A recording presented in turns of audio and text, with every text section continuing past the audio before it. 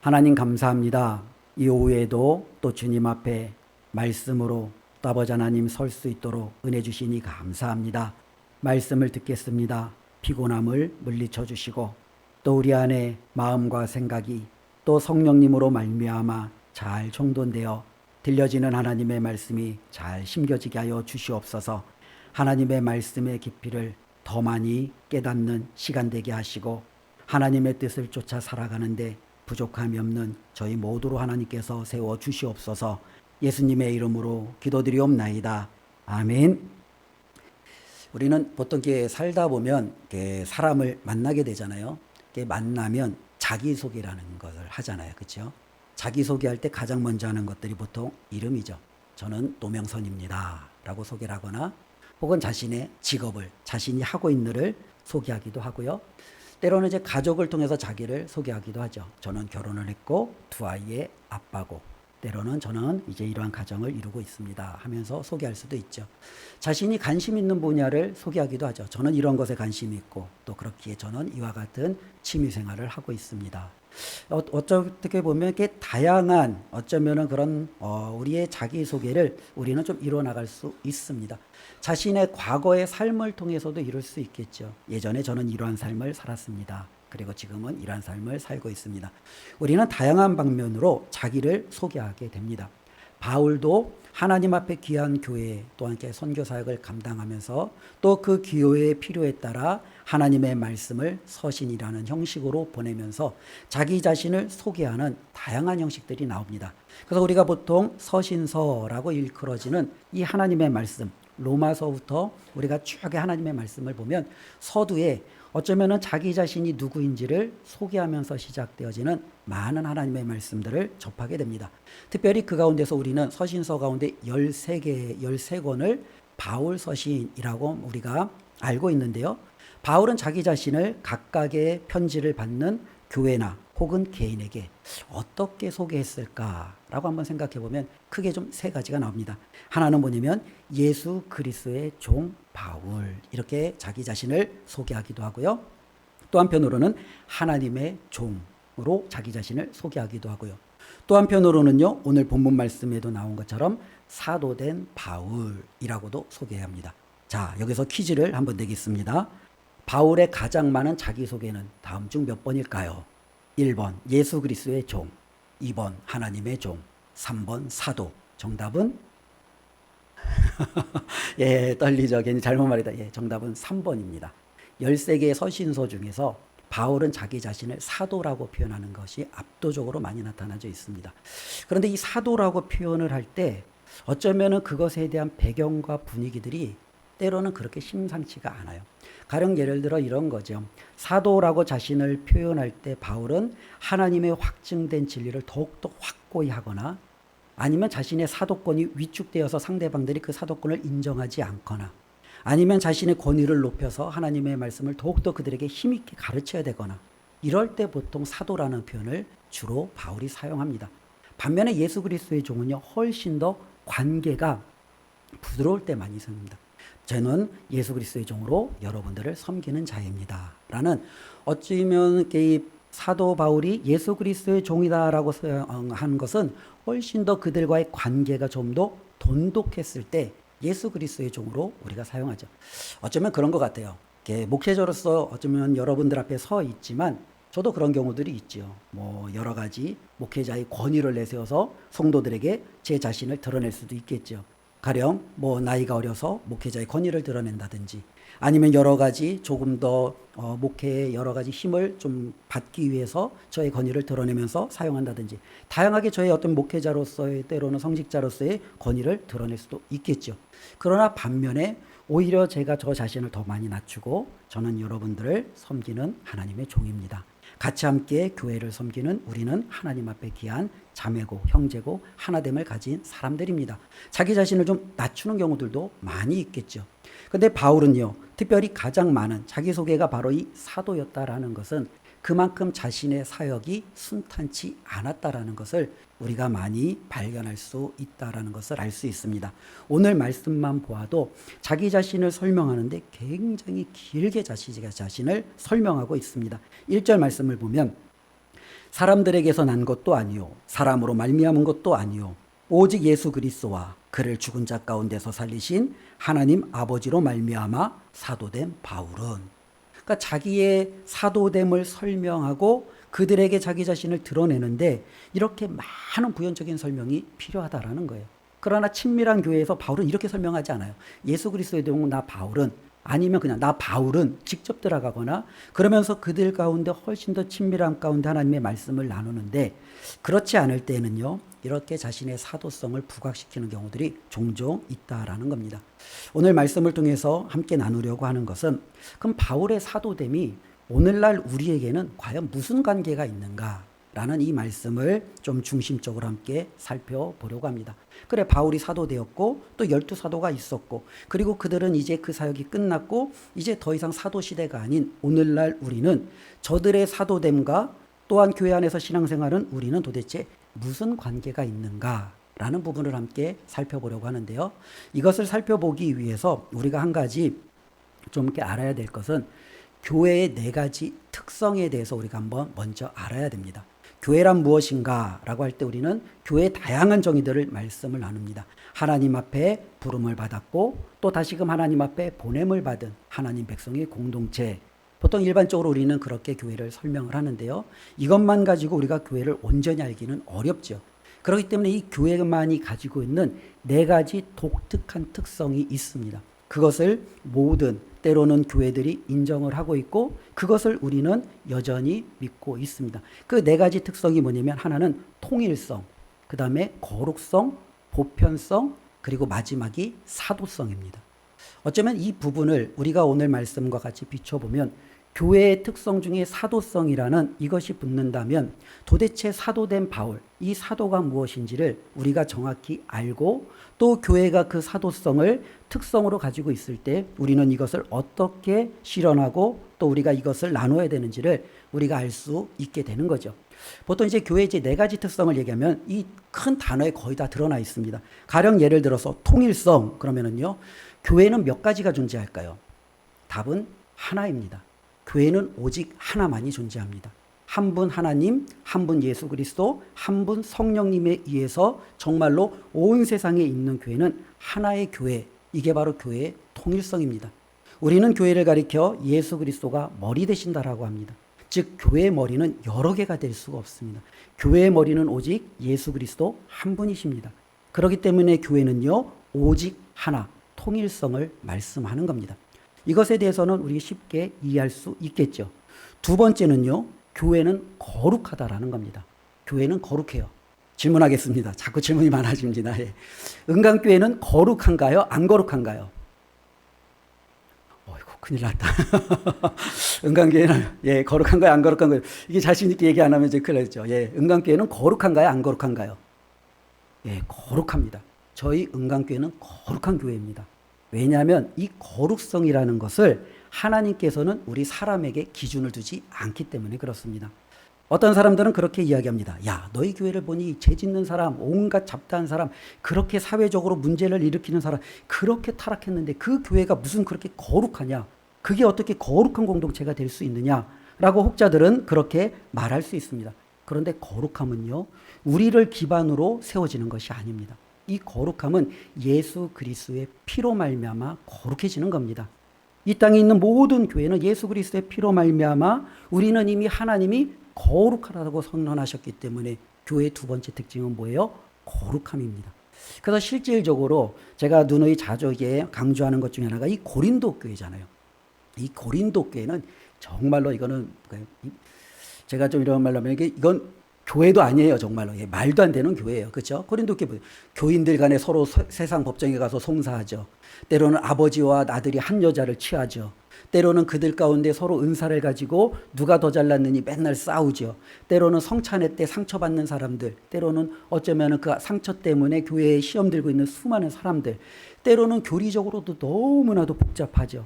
때로는 그 교회를 심혈을 기울여 세웠던 바울조차도 나중에는 인정하지 않고, 어쩌면은 모든 안 좋은 것들이 다 모여 있는 게 바로 이 고린도 교회예요. 그런데 그 고린도 교회를 향하여 하나님께서는 특히 사도 바울을 통하여 뭐라고 이야기하냐면, 고린도에 있는 하나님의 교회, 곧 그리스도 예수 안에서 거룩하여지고 성도라 부르심을 받은 자들. 이렇게 표현하고 있습니다. 고린도 교회도 거룩한 자들이에요. 거룩한 교회예요. 왜냐하면 그들 역시 예수 그리스도의 이름을 부르고 믿고 예수 그리스도의 피에 의해 거룩하여졌기 때문에 교회는요, 거룩함을 나타낸다는 것이 바로 두 번째 특성임을 우리가 알 수 있습니다. 세 번째는 보편성이죠. 이 보편성이라는 건 뭐냐면 교회는 어디에나 존재할 수 있다는 거예요. 교회는 어쩌면 특정한 장소, 특정한 시기, 특정한 조건, 이것이 아니라 두세 사람의 이상이 예수 그리스도의 이름으로 모이는 그곳이 바로 뭐예요? 교회예요. 우리가 보통 오늘날의 교회의 개념으로 우리가 이 신약 성경에 나타나는 교회를 우리가 파악하시면 안 되죠. 신약 교회 보통 이렇게 갈라디아 교회, 빌립보 교회, 에베소 교회 끊임없이 이렇게 교회라고 이름 붙였던 이 교회의 출발은 가정이었습니다. 가정에서 한 사람이 예수를 믿고 그로 말미암아 또 다른 사람이 예수를 믿고 바로 그 가정이 바로 교회가 시작이 되어지는 거예요. 그 가정교회가 시작이 되어서 사람들이 붙이고 붙이며 오늘날과 같이 이런 공동체 형식의 또 다른 교회들이 세워지는 거죠. 어쩌면 이와 같은 측면에서 볼 때 교회는요, 어디에서나 정말로 예수 그리스도의 이름을 믿고 부르는 자들이 있다면 존재할 수 있고 또한 존재한다라고 할 수 있습니다. 그래서 우리가 조금 실수할 수 있는 것 중에 하나가 우리 교회가 최고라고 하는 것은 조금 어폐가 있는 겁니다. 하나님 앞에서는요, 작은 교회나 큰 교회나 똑같아요. 하나님 앞에서는 잘난 교회, 못난 교회가 있지 않아요. 하나님 앞에서는 그 모두가 하나님이 기뻐하시는 교회라는 거예요. 그렇기 때문에 이 교회는요, 이와 같은 보편성을 가지고 있는 세 가지 특징이 있습니다. 그 다음에 이제 마지막이 교회가 가지고 있는 특성 중에 하나가 사도성입니다. 근데 이 사도성이라는 것을 우리가 좀 잘 안 들어보셨죠? 예. 저도 이거는 잘 들어보지 못했고, 저도 이제 신학교에 가서나 조금 이제 공부했던 기억이 나는데, 이 사도성이라는 것이 조금 어려울 수 있어요. 그런데 실질적으로 어렵지만 이 사도성이 어떻게 보면 그 앞에 있는 세 가지의 교회의 특성의 기초가 될 수 있어요. 이것이 굉장히 좀 놀라운 게 우리가 보통 사도성을 얘기할 때 우리 개신교, 개혁주의 교단에서는 어떻게 봤냐면 하나님의 교회는 오직 사도들의 가르침의 터 위에서 존재합니다 라는 가르침을 우리는 갖습니다. 그래서 우리는 사도들이 가르친 그것이 바로 무엇입니까? 신약 성경이죠. 이 신약 성경을 기점으로 그 위에서 세워진 교회와 믿음과 신앙생활을 해 나가는 거예요. 그러니까 이 사도성이 중요한 게 실질적으로 사도성 안에서 사도들이 가르친 그 가르침 안에서 우리는 앞에 말하는 뭐예요? 통일성을 깨닫게 되는 거예요. 사도들이 가르쳐 주었잖아요. 우리는 하나님 안에서 예수 안에서 성령 안에서 하나다. 그래서 우리는 통일성을 아는 거예요. 우리는 거룩성을 아는 거예요. 사도들이 예수 그리스도의 사역과 그분의 장사 지냄과 죽음과 부활을 통해 우리가 하나님 앞에 나아갈 수 있는 깨끗함을 얻었다라고 우리에게 그 복음의 진리를 선언해 주었기 때문에 우리는 교회가 거룩하구나라는 걸 알죠. 사도들이 가는 곳마다 교회를 세우고 정말로 하나님의 뜻을 이루는 사역을 통해서 교회는 세계 어느 곳에서나 존재할 수 있고 예수 그리스도의 교회는 하나님 앞에서 모두가 다 소중하고 귀하구나라는 것을 알 수 있는 겁니다. 그래서 오늘은 바로 이 사도됨, 때로는 그리고 그 사도됨과 그 사도성이 교회 안에 어떻게 우리가 영향을 미치고 받아들이고 그렇다면 은강교회라는 우리도 교회 안에 우리 은강교회 안에 이 사도됨이 때로는 이 사도성이 어떻게 발현되어져야 되는가라는 부분을 생각해 볼 수 있겠죠. 특별히 이 사도성을 얘기할 때 우리는 먼저 이 사도에 대한 부분을 정의를 좀 하고 가야 될 것 같아요. 어원적으로 이야기하면 사도는 보냄받은 자, 이게 바로 사도예요. 그러니까 예수님께서 제자들을 부르시고 선택하시고 그들을 세상으로 보내셨어요. 우리는 그들을 가리켜 예수님의 사도들이라고 말씀하십니다. 그러면 예수님도 사도냐라고 물어보면 예수님도 사도세요. 예수님은 누가 보내셨어요? 하나님께서 보내셨어요. 그래서 예수님도 사도세요. 즉 하나님께 부름받은 어쩌면 그들을 가리켜 보냄받음, 이들이 바로 사도의 어떻게 보면 가장 큰 특징 중에 하나예요. 그렇다면 교회도 이와 같은 사도성이 계승될 수밖에 없는 이유가 있죠. 교회 정의 처음에 말씀드렸잖아요. 하나님께서 부르시고 또 다시 세상 속으로 보낸 하나님 백성의 공동체. 이게 바로 교회라면 교회도 당연히 그와 같은 하나님의 파송, 하나님의 보냄을 받은 사도들이 가지고 있었던 그 놀라운 특징을 가지고 있다라는 겁니다. 그래서 사도는요, 바로 예수 그리스도께서 보낸 자들이 사도예요. 그러나 예수님께서 보내셨다고 다 사도가 되느냐? 그렇지 않죠. 예수님의 삶을 함께 나누고 예수님의 가르침과 예수님의 어쩌면 십자가의 그 죽음과 부활하심의 이런 모든 일에 목격된 증인이 사도예요. 그리고 예수님께서 그들에게 직접 이제는 세상 온 천하에 다니며 땅끝까지 이르러 내 복음을 전하라 라고 주님께서 직접 파송한 이들이 바로 사도들입니다. 그렇기 때문에 모든 교회는 사도의 터 위에, 그러니까 사도들의 증거와 가르침과 그들의 사역 위에 세워졌고, 다르게 이야기하면 사도적이다 라고 이야기하는 것은 성경적이다 라는 얘기와 일맥상통합니다. 사도들의 터 위에서 교회가 세워졌듯이 우리는 성경의 터 위에 교회가 세워졌고, 사도들의 사역과 그들의 가르침을 우리가 받아야 되는 것처럼 우리는 성경의 가르침과 성경이 말하는 그 사역을 우리는 받아야 되는 겁니다. 그런데 문제는 이 사도직은 지금은 더 이상 반복되지 않는다라는 거예요. 우리가 보통 사도로 이야기할 때는 예수님께서 세우신 12사도를 이야기합니다. 그러나 가룟 유다가 중간에 배반을 하고 사도행전에 또 한 사람이 이제는 그 사도 12명에 들어오게 되죠. 그리고 나중에 우리가 또 알게 된 사도가 독특한 경우인데 그게 바로 바울입니다. 바울과 같은 경우는 앞에 있는 12사도하고는 좀 독특하죠. 그는 예수님이 승천하신 이후에 부름받았잖아요. 그 부름받은 이 바울을 더불어서 우리는 보통 사도다라고 이야기하고, 그들의 사도직이 이제 끝난 이후에는 우리는 더 이상 사도는 존재하지 않는다라고 말씀하고 있습니다. 어쩌면 카톨릭과 우리가 좀 틀린 이유가 여기에 있는 거예요. 카톨릭은 여전히 사도가 존재한다라고 보죠. 그 사도가 바로 누구예요? 교황입니다. 베드로 사도를 통해서 끊임없이 이어지고 지금도 여전히 교황은 그 사도직과 같은 엄청난 권위와 힘을 가지고 있다라고 그들은 믿고 있죠. 그러나 우리는 더 이상 사도라는 직분 자체를 우리는 받아들이진 않습니다.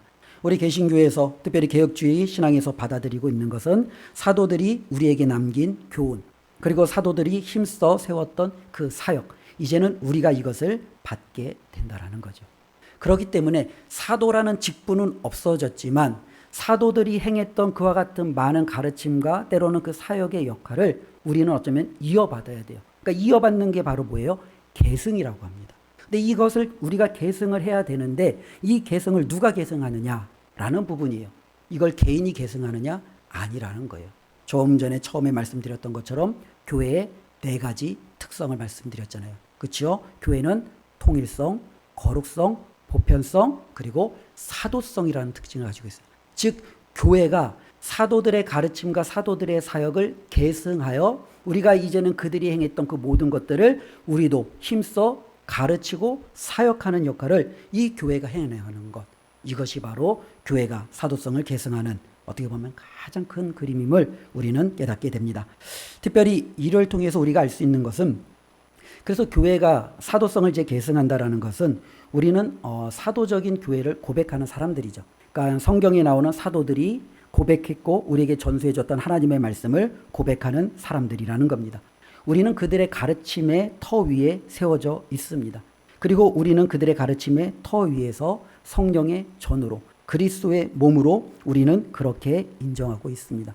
교회는 누구나 구별됨이 없이 바로 하나님의 부름을 받은 백성들이기 때문에 모든 성도가 교회 안에 있다면 이 사도성이라는 엄청난 하나님이 부여주신 특권을, 은혜를 우리는 같이 함께 몸소 체험할 수 있다라는 거죠. 그러면 이 사도들이 가지고 있었던 이런 엄청난 놀라운 하나님의 사역을 우리가 교회가 계승할 수 있는 이유가 무엇입니까? 라고 묻는다면 성경은 그것을 다음과 같이 이야기합니다. 로마서 8장 9절에는 바울이 이렇게 고백하고 있는데요. 만일 너희 속에 하나님의 영이 거하시면 너희가 육신에 있지 아니하고 영에 있나니 누구든지 그리스도의 영이 없으면 그리스도의 사람이 아니라. 즉 우리가 이런 사도적인 그런 엄청난 그 특성을 교회가 계승할 수 있는 이유는 성령님이 계시기 때문이라는 겁니다. 성령님이 계시기 때문에 우리는 여전히 사도들이 했던 그런 모든 것들을 교회가 그대로 해나갈 수 있다라는 거예요. 그 사도들에게 성령님께서 어떻게 하셨습니까? 성령님께서 사도들을 감동시키고 그로 말미암아 그들을 예수 그리스도의 증인되게 하셨습니다. 성령님이 교회를 감동시키고 교회로 하여금 예수 그리스도의 증인되게 하시는 거죠. 성령님께서 사도들을 감동시켜서 그들로 하여금 예수 그리스도의 삶을 본받아 행하게 하셨습니다. 성령님께서는 여전히 오늘날 교회의 모든 성도들을 감동시키고 예수 그리스도의 삶을 우리가 본받아 살아갈 수 있도록 우리를 끊임없이 순종의 자리로 이끌어가고 계심을 우리는 볼 수 있습니다. 즉 사도들이 성령의 사람으로 사도의 역할을 감당할 수 있었듯이 지금의 교회도 성령의 은혜로 성령님의 능력으로 우리 역시 사도들이 했던 그와 같은 놀라운 역할을 때로는 그와 같은 사명을 우리도 감당할 수 있다라는 겁니다. 여기서 제외되는 자가 있겠습니까? 결코 없습니다. 그리스도의 영을 받은 사람은 누구나 하나님께서 이와 같은 엄청난 은혜를 주신다라는 사실을 우리 모두가 꼭 기억했으면 좋겠습니다. 계속적으로 제 말씀드렸습니다. 그러면 우리는 사도적인 어쩌면은 직분은 아니지만 사도들이 행했던 그와 같은 것들을 계승해야 된다면 무엇을 계승해야 합니까? 라고 할 때 두 가지를 우리가 계속적으로 반복적으로 말씀을 드렸습니다. 다시 한번 이 두 가지를 기억했으면 좋겠습니다. 우리가 계승해야 될 것은 사도적인 교훈을 계승하는 겁니다. 다르게 이야기하면 사도들이 우리에게 남겨준 신약 성경, 이것을 우리는 계승하는 겁니다. 사도들이 신약 성경을 통해서 구약을 받아들이고 또 예수 그리스도께서 구약을 인정하시며 또 구약을 정말로 새로운 틀에서 하나님께서 우리에게 해석해 주시고 그것을 깨닫게 해주신 것처럼 우리는 구약도 받아들이는 겁니다. 즉 사도들의 가르침과 터 위를 우리는 기억하며 그것을 받아들이는 것, 이것이 바로 우리가 사도의 교훈을 받으며 사도들의 그 사명을 계승할 수 있는 놀라운 통로임을 다시 한번 기억했으면 좋겠습니다. 그래서 우리가 생각해 볼 때 이런 부분이죠.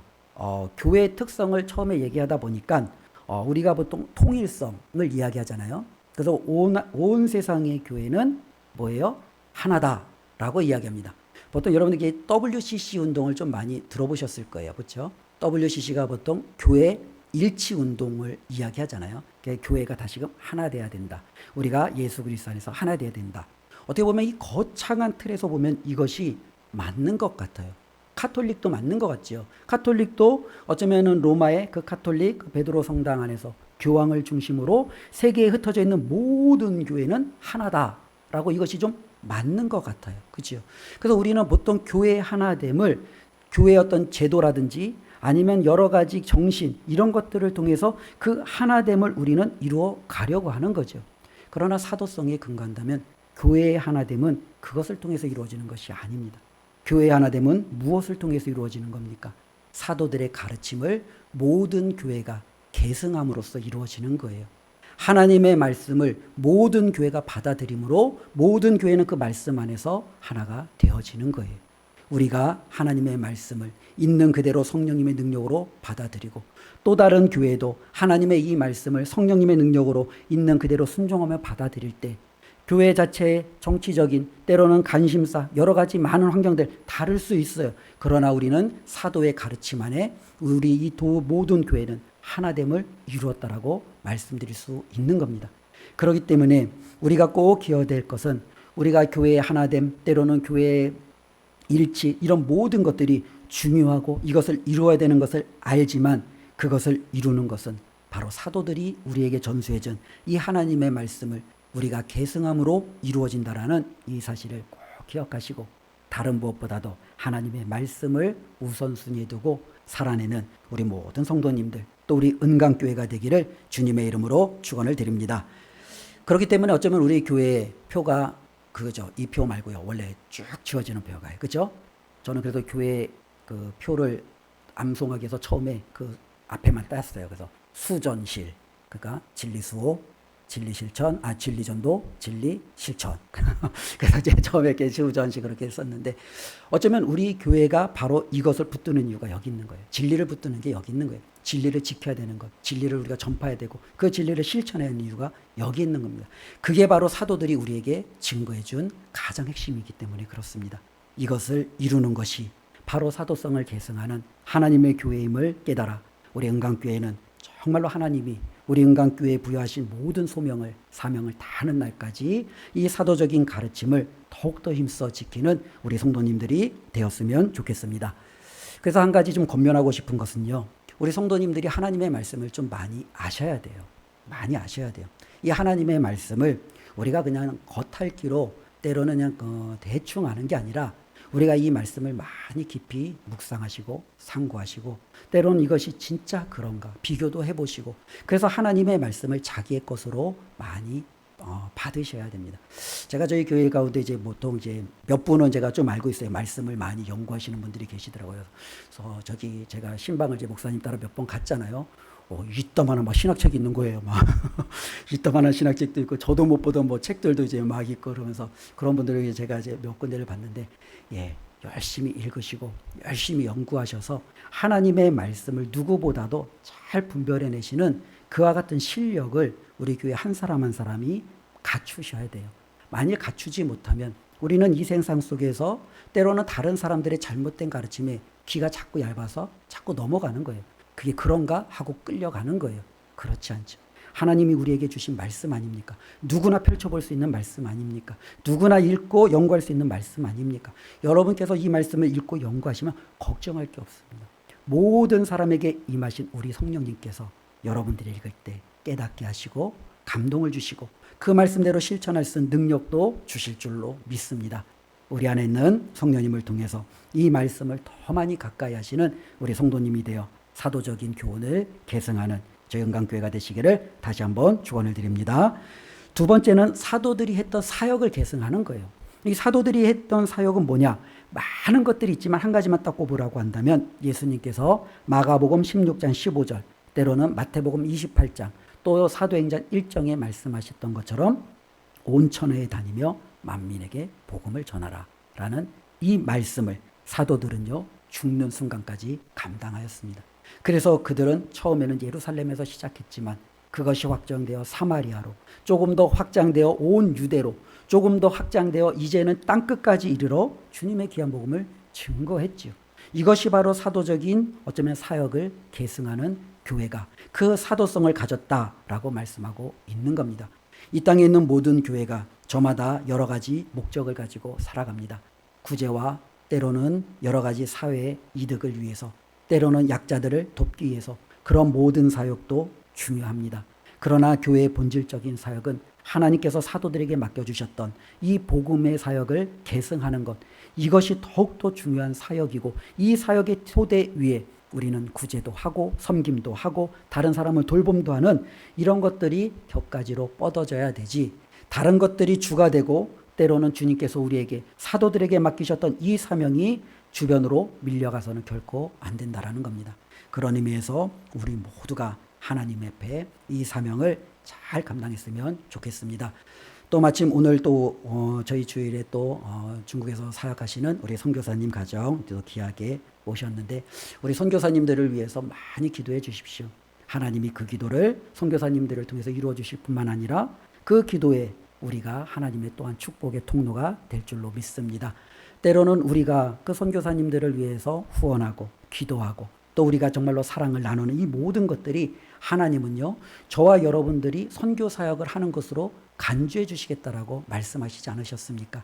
우리 온 교회가 바로 주께서 맡겨주신 이 사명 내가 있는 이 자리에서 작지만 부족하지만 하나씩 하나씩 확장해서 우리 은강교회는 그 어느 교회보다도 하나님의 귀한 이 사역을 사도들의 이 사역을 잘 계승한 멋진 교회로 아름답게 세워졌으면 좋겠습니다.